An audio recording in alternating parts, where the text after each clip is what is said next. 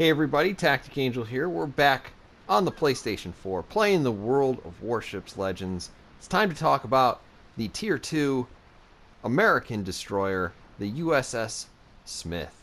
Now this tiny little boat you can get by completing a series of missions. They're the Turn the Tide missions. Right now it doesn't list an actual end date, and you're probably thinking maybe I have forever to complete this, but I guess truth be told, this is going to end on May 19th, 2019. So if you're watching this in the future, this might help you a little bit about whether or not you want to buy the Smith or work up to it. But for now, it's mostly, do you want to try to earn this? Because it does take a little bit of doing. And is it worth your time? Is it worth your effort? There are other things you can be doing, other games you can be playing. So what is the USS Smith? The USS Smith is a tiny little torpedo boat. It is what I would call a meme machine, because essentially this boat is ridiculous, and it's not ridiculous in a way that makes it OP. It's actually probably a difficult ship to master. The reason for this is because essentially you have 3 torpedo tubes. You have 3 single launch torpedo tubes. You have one starboard, and one port, and one aft. The most torpedo tubes you can get pointed in one direction is 2. Now it says here that the reload speed is 11.8 seconds. That probably has something to do with my commander. I'm using Bull Halsey. It's probably down just a little bit, but I mean, if you figure it was maybe 12.5 seconds, that's very, very fast. And the torpedo speed at 59 knots is very not American at this tier. Torpedo range at 6 kilometers is actually pretty good for America, too. As you can see here, when we look at the concealment, your detectability by sea can drop to as low as 5.2 kilometers, maybe even lower if you have an even better commander than I do. That means that you are able to stealth launch these torpedoes, and you're able to stealth launch them every 12 seconds or so, maybe less. On the bright side, you're reasonably maneuverable. You have a turning radius of 480 meters. Not super great, but the rudder shift time is crazy. And the maximum speed of 35 knots is not exactly amazing, and it's not exactly terrible. From there, we're going to jump over to survivability. We're looking at 7,300 hit points, not very much. And if you look at the 6 to 10 millimeters of armor, you are approximately as well protected as driving around in a Prius. If worse comes to worse and you are forced to actually shoot your guns, you're looking at 5 76 millimeter cannons. They shoot out to about 7.9 kilometers. They have a pretty good reload speed, but truth be told, you're going to get outgunned by most of the things you're going to be facing in this. They whip around pretty quick. 18 seconds is fine. The damage is fine.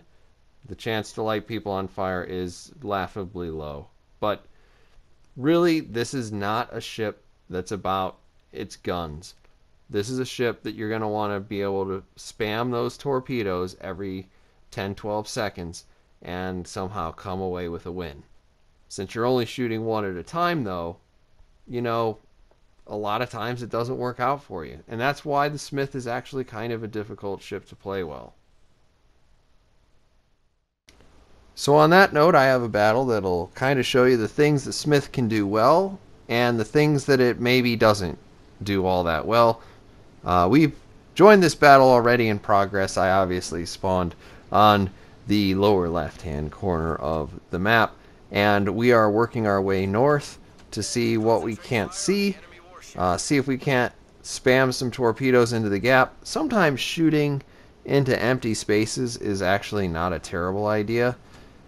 You can maybe get the random person who sails into one of your torpedoes just by luck. And, you know, I'm not opposed to luck. I'll take all the damage I can get. As it turns out, we're having a little bit of trouble because there's so many ships that are right there that selecting a target is a little bit less obvious than you might think, and we're kind of hoping maybe we're going to catch this battleship as it comes around the corner. We're going to set up. We accidentally lock onto this Clemson, and it actually does take me a second or two to realize that something has gone terribly wrong. I'm like, whoa, that's way out there, right? Yeah, okay, yeah, Wyoming, yeah. So we're hiding behind this ice. We're going to try to poke a little bit. This is a lot harder to do in World of Warships than it is in World of Tanks. We get 2 torpedoes out in the water about the time that he's probably going to notice that somebody's even shooting at him. As you can see, we're almost loaded again. Got to keep backing up. We're going to put some more torpedoes in the water. Our engine is dead. We're just kind of hoping momentum drags us back. I don't like to use my repair kit if at all possible in a destroyer. We're kind of getting lit up here, and it doesn't look like we're going to be able to get our torpedo tubes around anymore unless we do use something. We've made some mistakes there. So, in terms of rate of fire, your ability to land individual shots on a mark, that kind of shows you what the Smith can do. Because right there, I mean, 33,000 damage. I just murdered a tier 3 battleship. Now I was lucky he didn't have his guns towards me, and let's not overstate how important that was to my actually having some success there.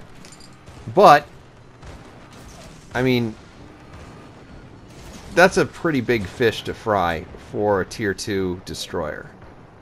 So we're already having a decent game, even though we didn't play that really well. We probably should have used our repair kit a little bit sooner, and we probably should have gotten out of there as quick as possible.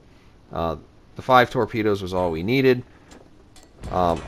Obviously, though, with the Smith, if you're comparing that to like a tech tree destroyer, a tech tree destroyer can launch 5 torpedoes almost instantly.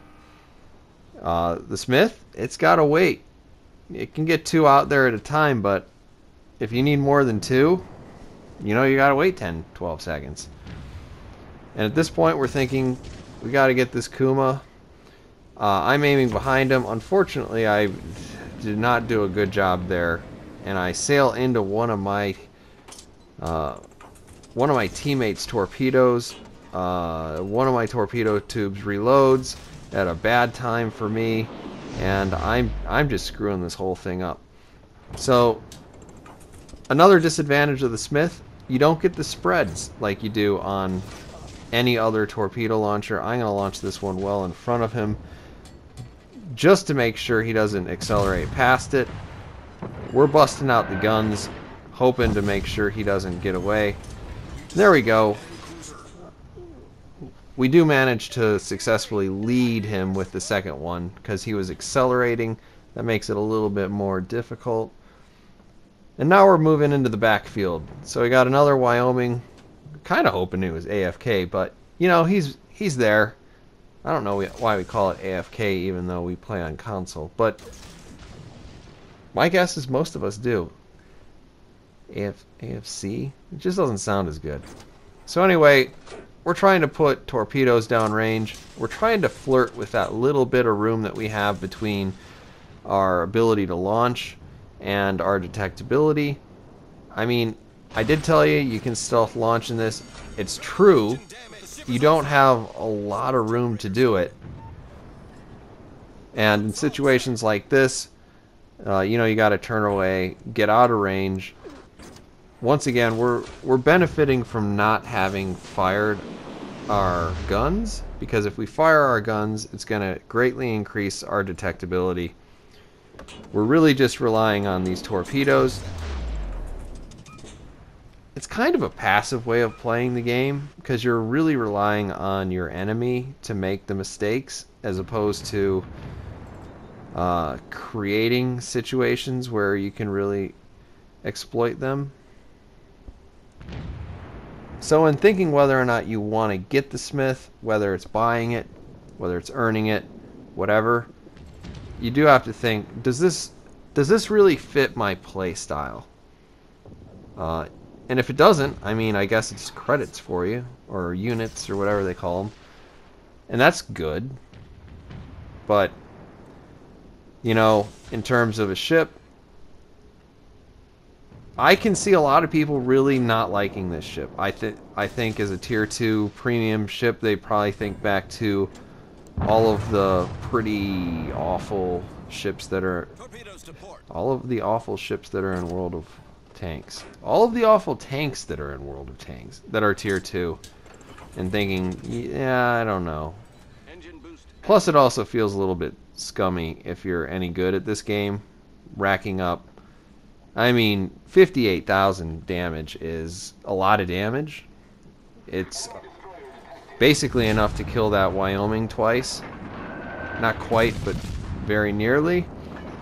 I come off the base just to shoot at the Wyoming here so that I reset the cap. I pay for it, and now I'm sitting on less than 1% of my hit points. So... bump into an island there a little bit. I didn't play the Tokyo Drift there. So we're coming around. We want to keep the cap as low as possible on this. We're counting on being able to spot this Wyoming as soon as we come around the corner, which... what? He's not there. Oh, he's on the other side of the island. How did I not register that before? So we're taking some educated guesses through the island. We get annihilated for our efforts because we weren't paying enough attention. We'll go ahead and jump towards the end of that and get the battle results. Of course, we get the win, which is fun. There you see us on the leaderboard. We are not exactly at the top. I hope everybody's enjoyed this. I hope it's a little bit helpful for you. The Smith is a difficult boat to play, but if you're into this kind of gameplay, it can be a lot of fun. Anyway, thank you for listening. I'll see you guys on the next one.